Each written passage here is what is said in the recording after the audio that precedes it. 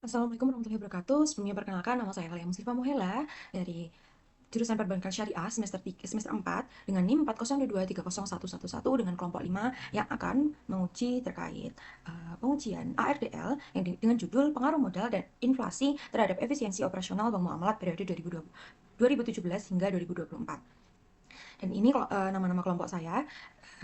Selanjutnya, di sini kita akan melakukan penelitian untuk mengetahui pengaruh modal CAR dan inflasi terhadap efisiensi operasional Tupo bank muamalat periode 2017-2024 dengan pendekatan auto-regressive distributed lag atau ARDL. Data yang digunakan yaitu termasuk dalam dataset time series karena menggunakan satu objek yaitu bank muamalat pada periode 2017-2024. Selanjutnya, variabel dependen Y-nya itu adalah PUPO dan variabel X itu adalah X1-nya itu CAR dan X2-nya itu ada inflasi. Selanjutnya adalah data yang akan digunakan dalam melakukan ujian ARDL. Berikutnya ini adalah langkah analisis. Langkah yang dilakukan pertama itu adalah pengujian statistik deskriptif. Selanjutnya ada pengujian stasionaritas. Dan yang ketiga itu ada penentuan lag optimum. Yang keempat adalah modal ARDL secara umum. Yang kelima ada pengujian kointegritas, yang keenam pengujian asumsi klasik, yang ketujuh interpretasi model jangka panjang, dan yang terakhir adalah interpretasi model jangka pendek. Selanjutnya yang akan kita lakukan adalah menguji terkait analisis deskriptif dengan cara pertama yaitu data kita akan copy terlebih dahulu dari Bopo dari 2017 hingga 2024 kita copy. Selanjutnya kita buka eViews. Lalu kita ke create a new eViews work file. Terus di sini kita pilih date regular frequency. Lalu selanjutnya frekuensinya itu ada quarterly. Lalu start date-nya itu 2017 dan end date-nya itu 2024. Lalu kita klik OK. Lalu selanjutnya langkah yang pertama terkait analisis deskripsi, yaitu kita klik quick. Lalu kita pilih empathy group. Kita scroll ke atas, kita paste data yang sudah kita copy tadi. Lalu selanjutnya kita akan melakukan uji deskriptif, yaitu dengan pilih view. Lalu deskriptif start dan common sample. Lalu setelah itu kita freeze. Ini adalah kita freeze. Nah, ini adalah hasil dari uji deskriptif yang menggunakan uji ARDL. Lalu setelah kita freeze, lalu kita name dengan nama underscore 1 underscore deskriptif. Ini merupakan uji yang pertama.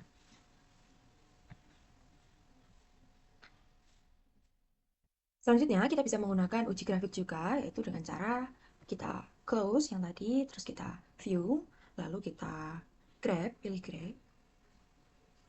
Lalu setelah itu kita klik OK. Lalu akan muncul terkait grafiknya. Seperti ini. Lalu kita bisa say freeze. Habis itu kita name dengan nama underscore 1 underscore grafik atau graph.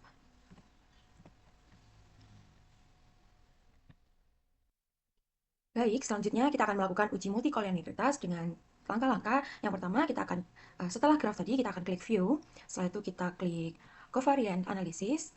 Habis itu kita centang correlation, covariance-nya kita hilangkan. Lalu layout-nya kita pilih single table. Setelah itu kita klik OK.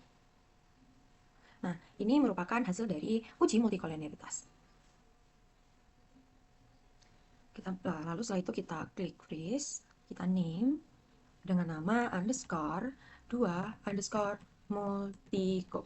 Bisa kalian tulis dengan multikolinearitas juga. Setelah itu kita OK. Nah, di sini saya akan membacakan terkait hasil dari uji multikolinearitas, di mana nilai korelasi CAR dan inflasi sebesar 0,296 kurang dari 0,9, maka tidak terjadi multikolinearitas pada model. Selanjutnya kita akan melakukan uji stasionaritas untuk Bopo terlebih dahulu dengan langkah-langkah yang pertama. Kita close, lalu kita uji stasionaritas, kita delete, lalu kita buka terkait Bopo, kita klik 2 kali, lalu kita bisa melakukan, kita view. Setelah itu pilih unit root test, lalu kita pilih standard unit root test, dan kita pilih level terlebih dahulu.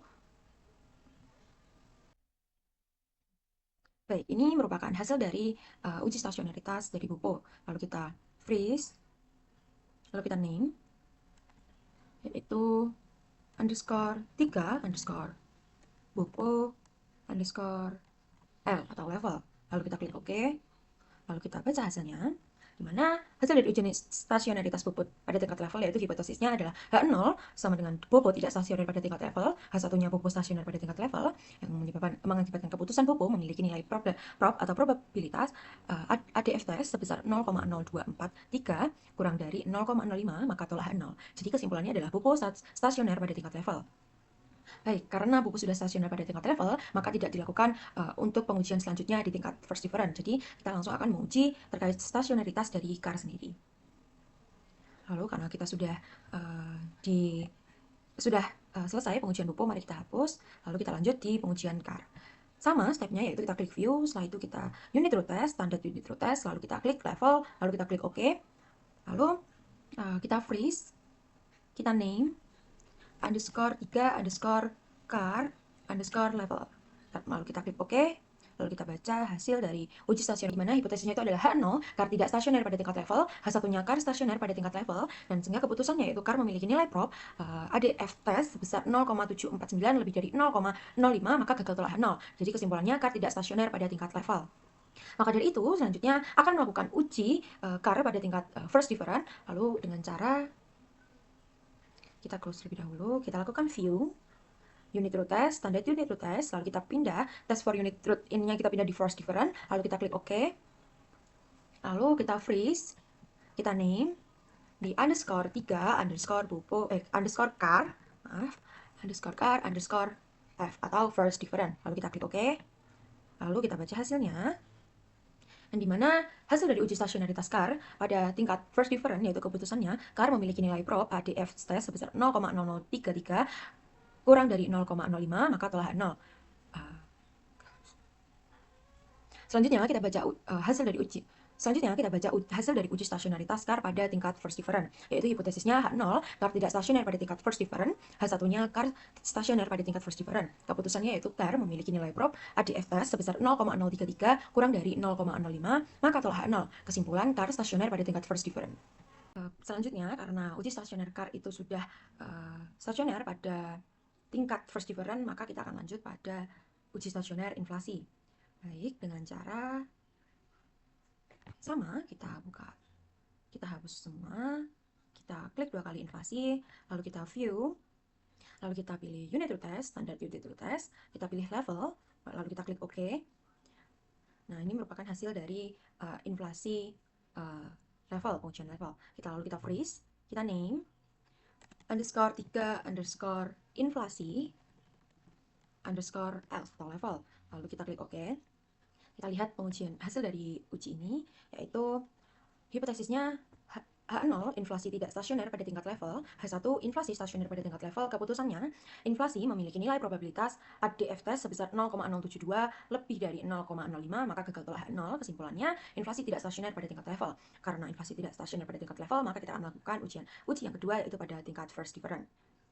Baik, kita kembali ke views, kita close, lalu kita lakukan view, kita ke unit root test, standard unit root test, dan kita pindah ke first difference. Lalu kita klik OK.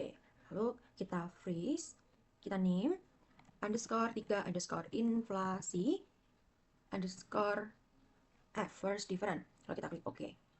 Lalu kita baca hasil dari uji stasionaritas inflasi menggunakan first difference, yaitu hipotesisnya H0 inflasi tidak stasioner pada tingkat first difference, H1-nya inflasi stasioner pada tingkat first difference. Keputusannya, CAR memiliki nilai prop ADF test sebesar 0,006 kurang dari 0,05 maka telah H0. Kesimpulannya, inflasi stasioner pada tingkat first difference. Baik, ini merupakan tabel dari uji stasionaritas yang dimana BOPO itu stasioner pada tingkat level dan CAR itu stasionernya pada tingkat first difference dengan probabilitas 0,0332, lalu inflasi juga stasionernya pada tingkat level, pada tingkat first difference. Selanjutnya, kita akan melakukan uji model umum, ARDL. Lalu kita buka FViews, kita close. Selanjutnya, untuk melakukan analisis berikutnya, yaitu analisa ARDL, kita akan kita akan pencet tombol CTRL, kita tahan, kita tekan, lalu kita klik Y, X1 dan X2, yaitu Y-nya BOPO, dan X1-nya itu ada CAR, terus X2-nya itu ada inflasi. Kita klik, kita tahan, setelah itu kita klik, pilih kanan, lalu kita pilih open, kita pilih as equation, kita klik. Setelah itu, kita akan pilih metodenya yaitu ARDL. Kita pilih ARDL atau Auto Regressive Distributed Lag Model. Setelah itu, kita pilih Automatic Selection, lalu kita pilih Dependent Variable Max-nya itu Lags-nya 2, yang regressionnya juga 2, lalu kita bisa klik OK. Selanjutnya kita pilih name, kita kasih nama ARDL, lalu kita klik OK.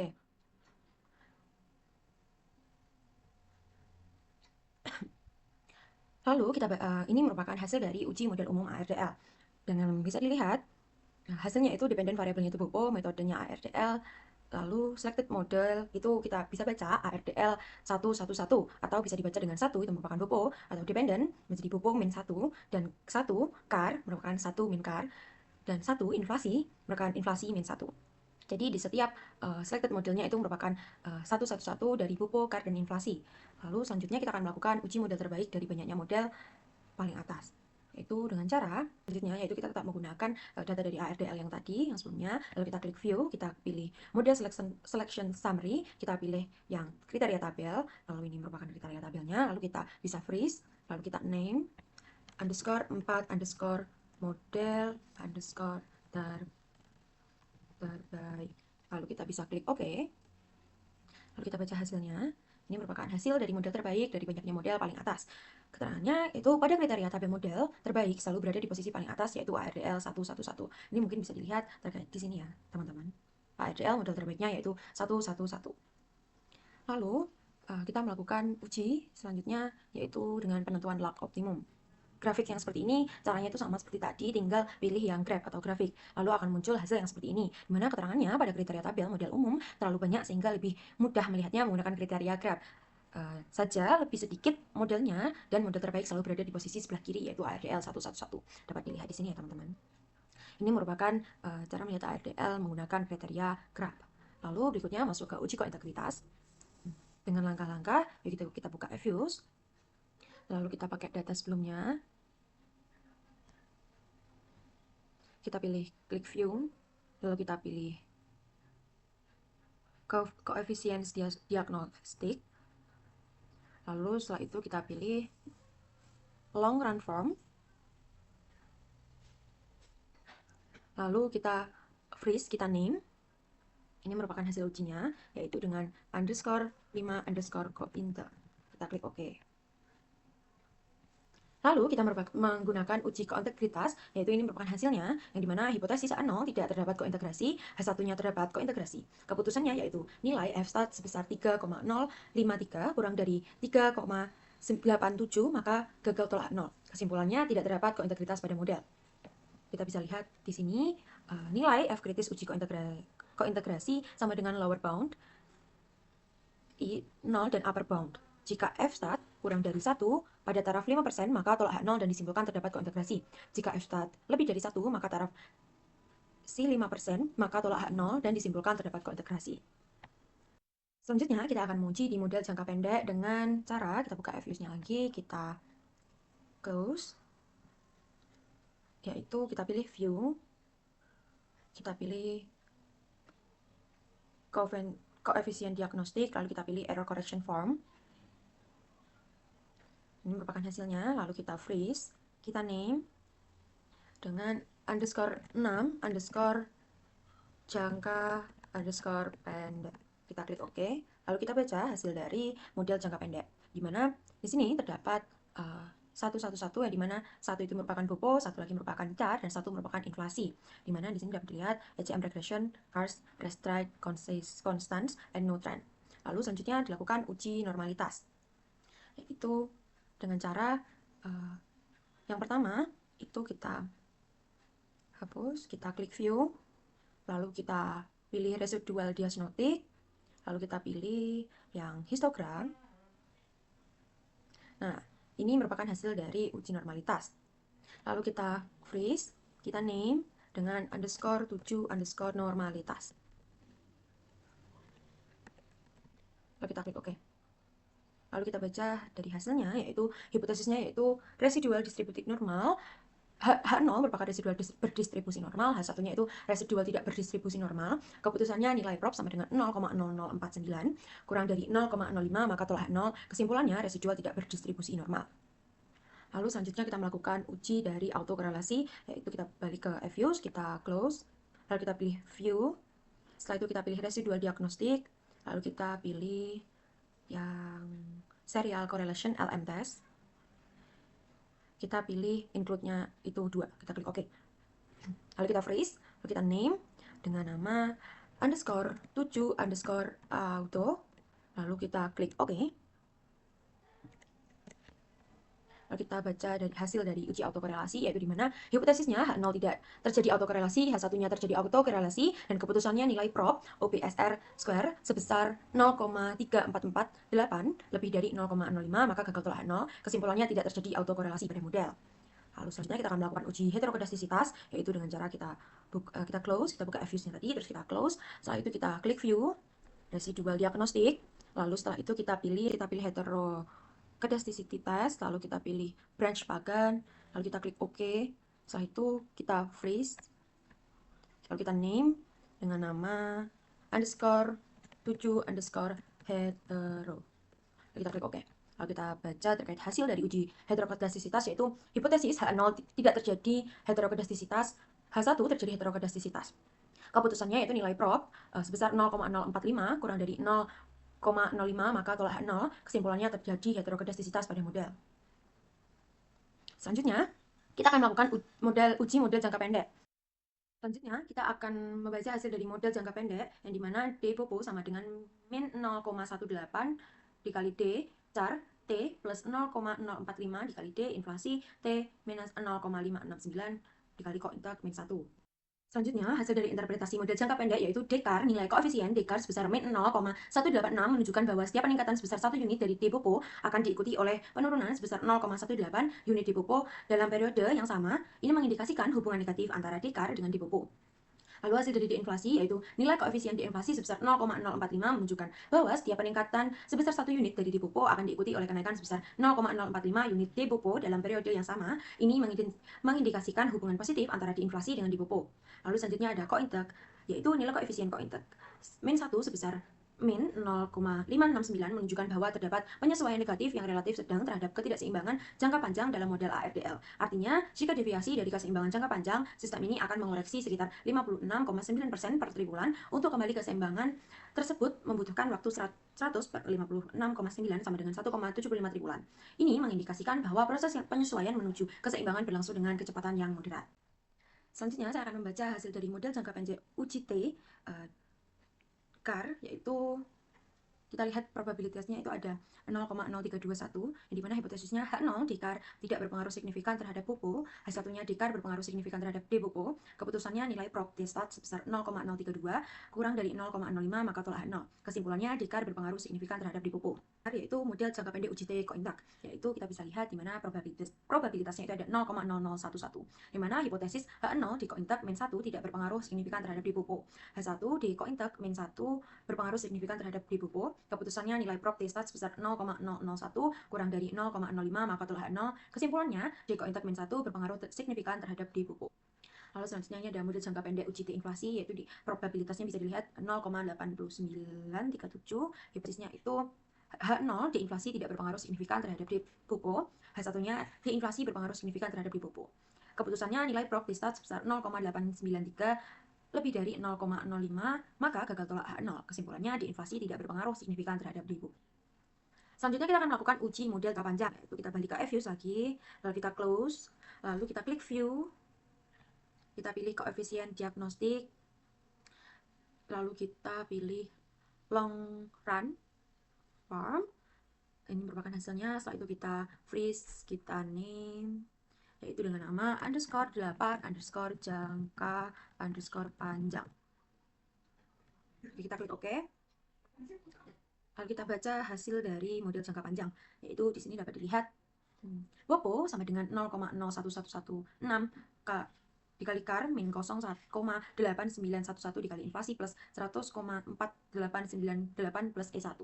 Di sini interpretasi model jangka panjangnya yaitu KAR, nilai koefisien KAR sebesar 0,011 menunjukkan bahwa setiap peningkatan sebesar 1% dari KAR akan diikuti oleh peningkatan sebesar 0,011% PUPO dalam periode yang sama. Ini mengindikasikan hubungan positif antar KAR dan PUPO, artinya KAR meningkat maka semakin menurun efisiensi kemampuan perusahaan dalam mengelola beban operasional yang ada. Inflasinya, nilai koefisien inflasi sebesar min 0,891 menunjukkan bahwa setiap peningkatan sebesar 1% dari inflasi akan diikuti oleh penurunan sebesar 0,891% PUPO dalam periode yang sama. Ini mengindikasikan hubungan negatif antar inflasi dan PUPO, artinya ketika inflasi meningkat, maka semakin meningkat efisien kemampuan perusahaan dalam mengelola beban operasional yang ada. Selanjutnya C, nilai konstanta sebesar 100,489 menunjukkan bahwa ketika KAR dan inflasi dianggap konstan atau maka rata-rata PUPO 100,489%. Selanjutnya, uji model jangka panjang, uji T, yaitu KAR, di mana hipotesisnya H0 KAR tidak berpengaruh signifikan terhadap PUPO. H1 KAR berpengaruh signifikan terhadap PUPO. Keputusannya nilai prop T stat sebesar 0,819 lebih dari 0,05 maka gagal tolak H0. Kesimpulan, KAR tidak berpengaruh signifikan terhadap PUPO. Lalu lanjut model jangka panjang uji T inflasi, yaitu hipotesisnya H0 inflasi tidak berpengaruh signifikan terhadap PUPO, H1 inflasi berpengaruh signifikan terhadap PUPO. Keputusannya nilai prop T stat sebesar 0,055 kurang dari 0,05 maka gagal tolak H0. Kesimpulannya inflasi tidak berpengaruh signifikan terhadap PUPO. Selanjutnya ada koefisien determinasi, yaitu pada model umum nilai adjusted sebesar 0,249 atau 24,9% yang menunjukkan bahwa variabel independen atau bebas KAR dan inflasi mampu menjelaskan variabel terkait PUPO sebesar 24,9% dan sisanya 100 min 24,9 sama dengan 75,1%. Dijelaskan variabel lain di luar model. Hal ini merupakan kesimpulannya, yang dimana terjadi multikolinearitas karena nilai korelasi KAR dan inflasi kurang dari 0,05 dan PUPO stasioner pada tingkat level, sedangkan KAR dan inflasi stasioner pada tingkat first difference. Hal ini mengindikasikan model ECM kurang sesuai untuk digunakan, maka dipilih model ARDL untuk penelitian. Model ARDL terbaik adalah ARDL 111, yang dimana order 1 pertama itu untuk PUPO, order 2 itu untuk KAR, dan order 1 yang ketiga itu untuk inflasi. Hasil dari uji Bong-Test menunjukkan tidak terdapat adanya kointegrasi pada model. Lalu nilai koefisien kointeg min 1 itu sebesar min 0,569 menunjukkan bahwa terdapat penyesuaian negatif yang relatif sedang terhadap ketidakseimbangan jangka panjang dalam model ARDL. Artinya jika deviasi dari ketidakseimbangan jangka panjang, sistem ini akan mengoreksi sekitar 56,9% per triwulan. Untuk kembali ke keseimbangan tersebut membutuhkan waktu 100 per 56,9 sama dengan 1,75 triwulan. Ini mengindikasikan bahwa proses penyesuaian menunjukkan keseimbangan berlangsung dengan kecepatan yang moderat. Lalu pada model jangka pendek, D KAR dan kointeg min 1 berpengaruh signifikan terhadap PUPO, sedangkan D inflasi tidak berpengaruh signifikan terhadap PUPO. Pada model jangka panjang, KAR dan inflasi tidak berpengaruh signifikan terhadap PUPO. Jadi nilai adjusted R squared sebesar 0,249 atau 24,9%. Lalu setelah itu kita akan save FUs-nya. Kita save. Kita kasih nama uji ARDL atau bisa bebas terserah teman-teman. Lalu kita klik save, kita pilih single, lalu kita klik OK. Baik. Lalu mungkin cukup sekian dari saya. Apabila ada kurang lebihnya, saya mohon maaf yang sebesar-besarnya. Wassalamualaikum warahmatullahi wabarakatuh.